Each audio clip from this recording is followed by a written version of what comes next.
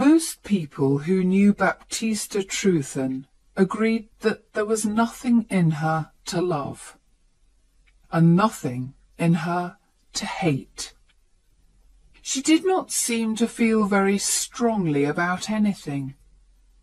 But still waters run deep, and nothing had yet happened to make her show what lay hidden inside her, like gold underground. Since her birth she had lived on St. Maria's, an island off the southwest coast of England. Her father, a farmer, had spent a lot of money on sending her to school on the mainland. At 19, she studied at a training college for teachers, and at 21 she found a teaching job in a town called Tor-upon-Sea on the mainland coast. Baptista taught the children as well as she could, but after a year had passed, she seemed worried about something. Mrs. Wace, her landlady, noticed the change in the young woman and asked her what the matter was. "It has nothing to do with the town or you," replied Miss Trewthen. She seemed reluctant to say more. "Then is it the pay?" "No, it isn't the pay." "Is it something that you've heard from home, my dear?" Baptista was silent for a few moments. Then she said, "It's Mr. Hedagon, David Hedagon. He's an old neighbour of ours on St. Maria's, with no wife or family at all. When I was a child, he used to say he wanted to marry me one day. Now I'm a woman, it's no longer a joke, and he really wishes to do it. And my parents say I can't do better than have him." "Has he a lot of money?" "Yes, he's the richest man that we know." "How much older than you is he?" 20 years, maybe more." "And is he, perhaps, an unpleasant man?" "No, he's not unpleasant." "Well, child, all I can say is this. Don't accept this engagement if it doesn't please you. You're comfortable here in my house, I hope, and I like having you here." "Thank you, Mrs. Wace. You're very kind to me. But here comes my difficulty. I don't like teaching." "Ah, you're surprised. That's because I've hidden it from everyone. Well, I really hate school. The children are awful little things who make trouble all day long. But even they are not as bad as the inspector. For the 3 months before his visit, I woke up several times every night, worrying about it. It's so difficult knowing what to teach and what to leave untaught. I think father and mother are right. They say I'll never be a good teacher if I don't like the work, so I should marry Mr. Hedagon, and then I won't need to work. I don't know what to do, Mrs. Wace. I like him better than teaching, but I don't like him enough to marry him." These conversations were continued from day to day, until at last the landlady decided to agree with Baptista's parents. "Life will be much easier for you, my dear," she told her young friend, "if you marry this rich neighbour." In April, Baptista went home to St. Maria's for a short holiday, and when she returned, she seemed calmer. "I have agreed to have him as my husband, so that's the end of it," she told Mrs. Wace. In the next few months, letters passed between Baptista and Mr. Hedagon, but the girl preferred not to discuss her engagement with Mrs. Wace. Later, she told her that she was leaving her job at the end of July, and the wedding was arranged for the first Wednesday in August. When the end of July arrived, Baptista was in no hurry to return home to the island. She was not planning to buy any special clothes for the wedding, and her parents were making all the other arrangements, so she did not leave Tor-upon-Sea until the Saturday before her wedding.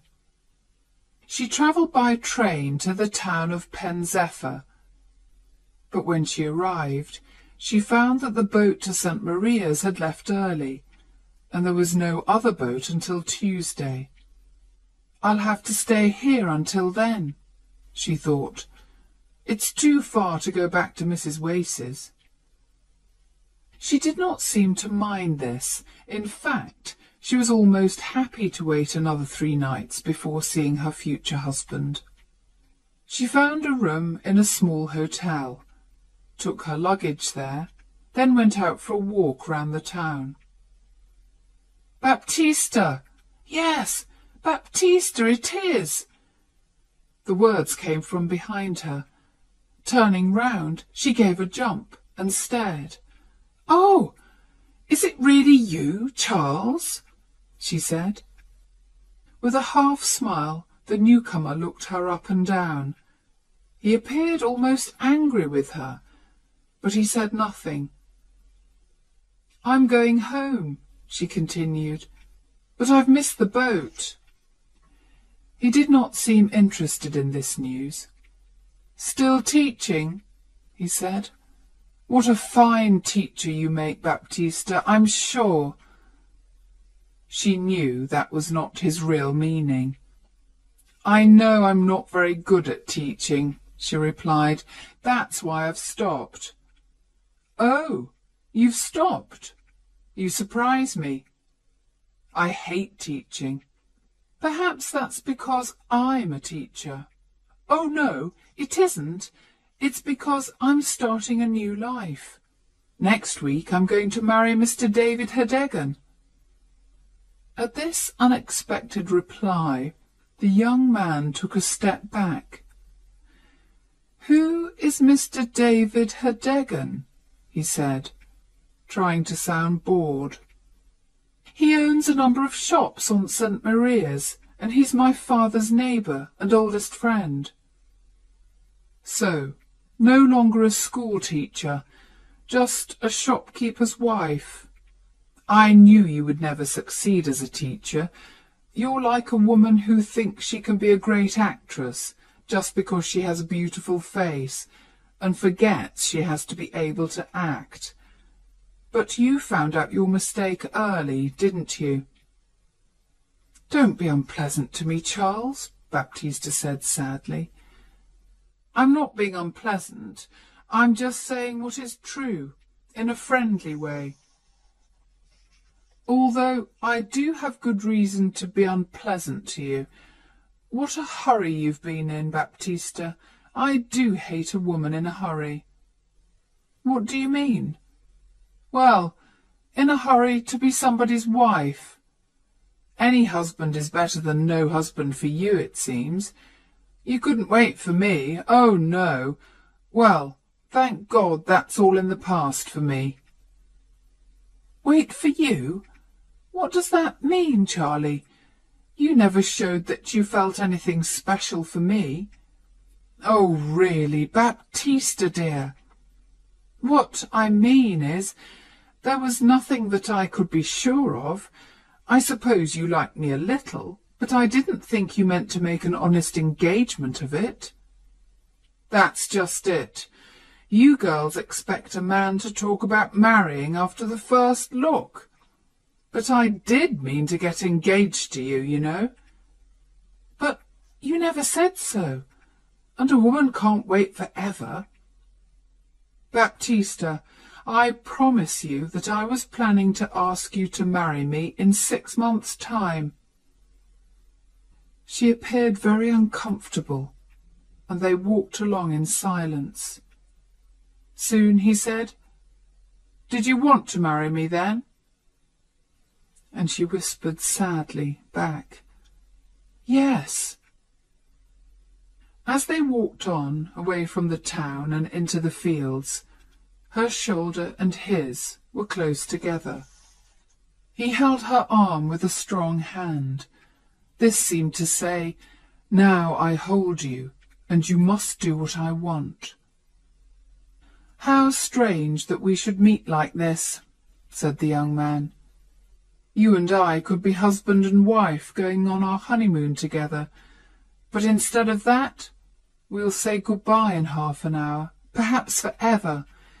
Yes, life is strange." She stopped walking. "I must go back. This is too painful, Charlie. You're not being kind today." "I don't want to hurt you. You know I don't," he answered more gently. "But it makes me angry what you're going to do. I don't think you should marry him." "I must do it, now that I've agreed." "Why?" he asked, speaking more seriously now. "It's never too late to stop a wedding if you're not happy with it. Now, you could marry me instead of him, although you were in too much of a hurry to wait for me." "Oh, it isn't possible to think of that," she cried, shaking her head. "At home everything will be ready for the wedding." "If we marry, it must be at once. This evening you can come back with me to Trufal, the town where I live. We can get married there on Tuesday, and then no Mr. David Hedegan or anyone else can take you away from me." "But I must go home on the Tuesday boat," she said, worriedly. "What will they think if I don't arrive?" "You can go home on that boat just the same. The only difference is that I'll go with you. You'll tell your parents that you've married a young man with a good job, someone that you met at training college. When I meet them, they'll accept that we're married and it can't be changed, and you won't be miserable forever as the wife of an awful old man. Now, honestly, you do like me best, don't you, Baptista?" "Yes," she whispered. "Then we will do what I say." That same afternoon, Charles Stow and Baptista Trewthen travelled by train to the town of Trufal. Charles was, surprisingly, very careful of appearances and found a room for Baptista in a different house from where he was staying. On Sunday they went to church and then walked around the town. On Monday Charles made the arrangements, and by 9 o'clock on Tuesday morning they were husband and wife. For the first time in her life, Baptista had gone against her parents' wishes. She went cold with fear when she thought of their first meeting with her new husband. But she felt she had to tell them as soon as possible, and now the most important thing was to get home to St. Maria's. So, in a great hurry, they packed their bags and caught the train to Pen Zephyr. They arrived 2 hours before the boat left, so, to pass the time, they decided to walk along the cliffs a little way. It was a hot summer day, and Charles wanted to have a swim in the sea. Baptista did not like the idea of sitting alone while he swam. "But I'll only be a quarter of an hour," Charles said, and Baptista passively accepted this. She sat high up on the cliffs and watched him go down a footpath, disappear, appear again, and run across the beach to the sea. She watched him for a moment, then stared out to sea, thinking about her family. They were probably not worried about her because she had sometimes missed the boat before, but they were expecting her to arrive today and to marry David Hedegan tomorrow. "How angry Father will be," she thought miserably, "and Mother will say I've made a terrible mistake. I almost wish I hadn't married Charles in that moment of madness. Oh dear, what have I done?" This made her think of her new husband, and she turned to look for him. He did not appear to be in the sea any more, and she could not see him on the beach. By this time she was frightened, and she climbed down the path as quickly as her shaking legs could manage. On the beach she called 2 men to help her, but they said they could see nothing at all in the water. Soon she found the place where Charles had left his clothes, but by now the sea had carried them away. For a few minutes she stood there without moving. There was only one way to explain this sudden disappearance. Her husband had drowned. And as she stood there, it began to seem like a terrible dream, and the last 3 days of her life with Charles seemed to disappear. She even had difficulty in remembering his face. How unexpected it was, meeting him that day, she thought. And the wedding, did I really agree to it? Are we really married? It all happened so fast. She began to cry, still standing there on the beach. She did not know what to do, or even what to think.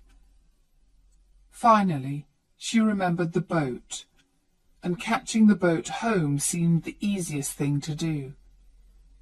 So she walked to the station, arranged for someone to carry her luggage, and went down to the boat. She did all this automatically, in a kind of dream. Just before the boat left, she heard part of a conversation which made her sure that Charles was dead. One passenger said to another, "A man drowned here earlier today, you know. He swam out too far, they say. A stranger, I think. Some people in a boat saw him, but they couldn't get to him in time." The boat was a long way out to sea before Baptista realized that Mr. Hedegan was on the boat with her. She saw him walking towards her, and quickly took the wedding ring off her left hand. "I hope you're well, my dear," he said. He was a healthy, red-faced man of 55. "I wanted to come across to meet you. What bad luck that you missed the boat on Saturday." And Baptista had to agree and smile and make conversation. Mr. Hedegan had spoken to her before she was ready to say anything. Now the moment had passed. When the boat arrived, her parents were there to meet her. Her father walked home beside Mr. Hedegan, while her mother walked next to Baptista, talking all the time. "I'm so happy, my child," said Mrs. Trewthen in her loud, cheerful voice, "that you kept your promise to marry Mr. Hedegan. How busy we've been! But now things are all ready for the wedding, and a few friends and neighbours are coming in for supper this evening." Again, the moment for confessing had passed, and Baptista stayed silent. When they reached home, Mrs. Trewthen said, "Now, Baptista, hurry up to your room and take off your hat, then come downstairs. I must go to the kitchen." The young woman passively obeyed her mother's orders. The evening was a great success for all except Baptista. She had no chance to tell her parents the news, and it was already much more difficult than it had been at first. By the end of the evening, when all the neighbours had left, she found herself alone in her bedroom again. She had come home with much to say, and had said none of it.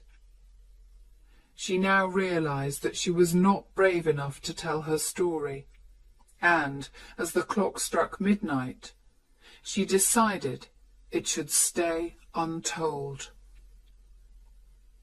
Morning came, and when she thought of Charles, it was more with fear than with love.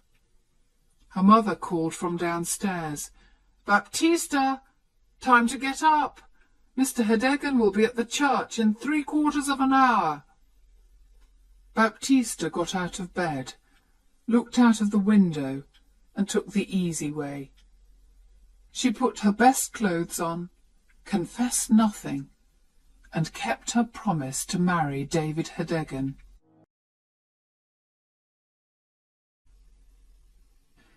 Mr. Hedeggen did not worry about his new wife's coldness towards him during and after the wedding. I know she was reluctant to marry me, he thought, but that will pass. Things will be different in a few months' time. During the wedding dinner, someone asked Hedeggen about the honeymoon. To Baptista's horror, he answered, "Oh, we're going to spend a few days in Pen Zephyr." "What?" cried Baptista. "I know nothing of this." Because of her late arrival, Hedeggen had not been able to ask where she would like to spend the honeymoon, so he had arranged a trip to the mainland. It was difficult to change these plans at the last minute, so she had to agree, and that evening she and her new husband arrived in Pen Zephyr. Their first problem was finding a hotel, because the fine weather had filled the town with tourists. They walked from place to place, Hedeggen polite and friendly, Baptista cold and silent. Finally, they found an excellent hotel, which, to their surprise, was empty. Kindly Mr. Hedeggen, who wanted to please his young wife, asked for the best room on the first floor, with a good view of the sea. "I'm sorry," said the landlady. "There's a gentleman in that room." Then, seeing Hedeggen's disappointed face, and not wishing to lose a customer, she added quickly, "But perhaps the gentleman will agree to move to another room, and then you can have the one that you want." "Well, if he doesn't want a view," said Mr. Hedeggen. "Oh, no, I'm sure he doesn't. And if you don't mind going for a little walk, I'll have the room ready when you return." During their walk, Baptista was careful to choose different streets from those that she had walked down with Charles, and her white face showed how difficult this visit was for her. At last they returned to the hotel and were shown into the best bedroom. They sat at the window drinking tea. Although Hedeggen had arranged for a sea view to please Baptista, she did not look out of the window once, but kept her eyes on the floor and walls of the room. Suddenly, she noticed a hat on the back of the door. It was just like the hat that Charles had worn. She stared harder. Yes, it was the actual hat. She fell back in her chair. Her husband jumped up, saying worriedly, "You're not well. What can I get ye?" "Smelling salts," she said quickly, her voice shaking a little. "From the shop, near the station." He ran out of the room. Baptista rang the bell, and when a young girl came, whispered to her, "That hat, whose is it?" "Oh, I'm sorry, I'll take it away," said the girl hurriedly. She took the hat off the door. "It belongs to the other gentleman." "Where is the other gentleman?" asked Baptista. "He's in the next room, madam. He was in here. But I can't hear him. I don't think he's there." "He makes no noise, but he's there," replied the girl. Suddenly, Baptista understood what the girl meant, and a cold hand lay on her heart. "Why is he so silent?" she whispered. "If I tell you, please don't say anything to the landlady," begged the girl, "or I'll lose my job. It's because he's dead. He's the young teacher who drowned yesterday. They brought his body here, and that's why there's nobody staying in the hotel. People don't like a dead body in the house. But we've changed the sheets and cleaned the room, madam." Just then Hideggen arrived with the smelling salts, and the girl left the room. "Any better?" he asked Baptista. "I don't like the hotel," she cried. "We'll have to leave." For the first time, Hideggen spoke crossly to his wife. "Now that's enough, Baptista. First you want one thing, then another. It's cost me enough in money and words to get this fine room, and it's too much to expect me to find another hotel at this time of the evening. We'll stay quietly here tonight, do you hear, and find another place tomorrow." The young woman said no more. Her mind was cold with horror. That night she lay between the two men who she'd married, David Hideggen on one side, and, on the other side, through the bedroom wall, Charles Stow. Mr. and Mrs. Hideggen both felt the honeymoon was not a success. They were happy to return to the island and start married life together in David Hideggen's large house. Baptista soon became as calm and passive as she had been before. She even smiled when neighbours called her Mrs. Hideggen, and she began to enjoy the comfortable life that a rich husband could offer her. She did nothing at all to stop people finding out about her first marriage to Charles Stow, although there was always a danger of that happening. One evening in September, when she was standing in her garden, a workman walked past along the road. He seemed to recognize her and spoke to her in a friendly surprise. "What? Don't you know me?" he asked. "I'm afraid I don't," said Baptista. "I was your witness, madam. I was mending the church window when you and your young man came to get married. Don't you remember? The vicar called me to be a witness." Baptista looked quickly around. Hideggen was at the other end of the garden, but unluckily, just at that moment, he turned and walked towards the house. "Are you coming in, my dear?" he called out to Baptista. The workman stared at him. "That's not your—" he began. Then he saw Baptista's face and stopped. Baptista was unable to speak, and the workman began to realize that there was a little mystery here. "I've been unlucky since then," he continued, still staring at Baptista's white face. "It's hard finding enough work to buy food for my wife and myself. Perhaps you could help me, because I once helped you." Baptista gave him some money and hoped never to see him again. But he was cleverer than he looked. By asking questions on the island and the mainland, he soon realized that Baptista had married one man on Tuesday and another man on Wednesday. He visited her again 2 days later. "It was a mystery to me, madam," he said, when she opened the door, "but now I understand it all. I want to tell you, madam, that I'm not a man to make trouble between husband and wife, but I'm going to get back to the mainland again, and I need a little more money. If your old man finds out about your first husband, I'm sure he won't like it, will he?" She knew he was right, and paid him what he wanted. A week later, the workman sent his wife to ask for more money, and again Baptista paid. But when there was a fourth visit, she refused to pay and shut the door in the man's surprised face. She knew she had to tell her husband everything.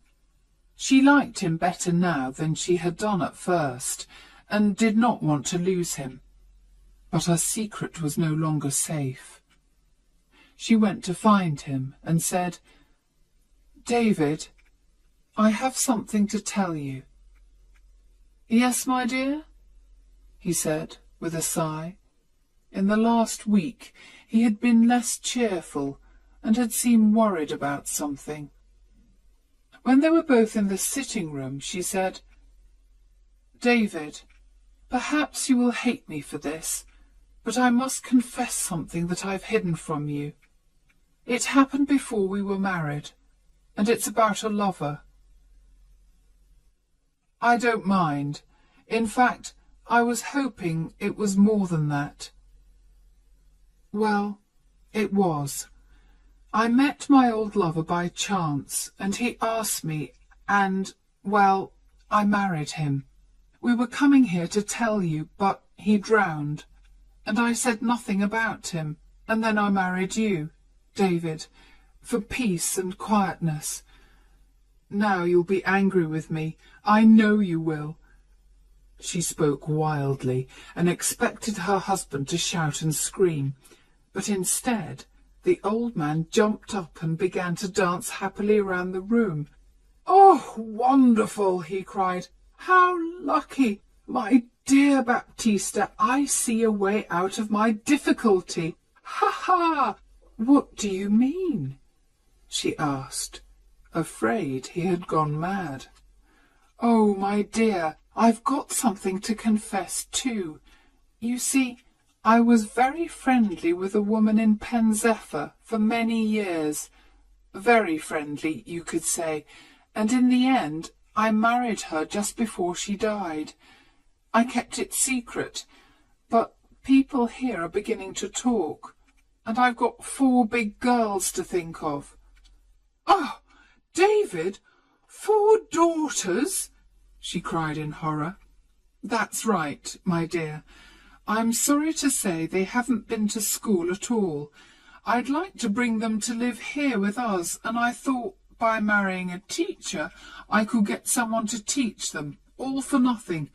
What do you think, Baptista?"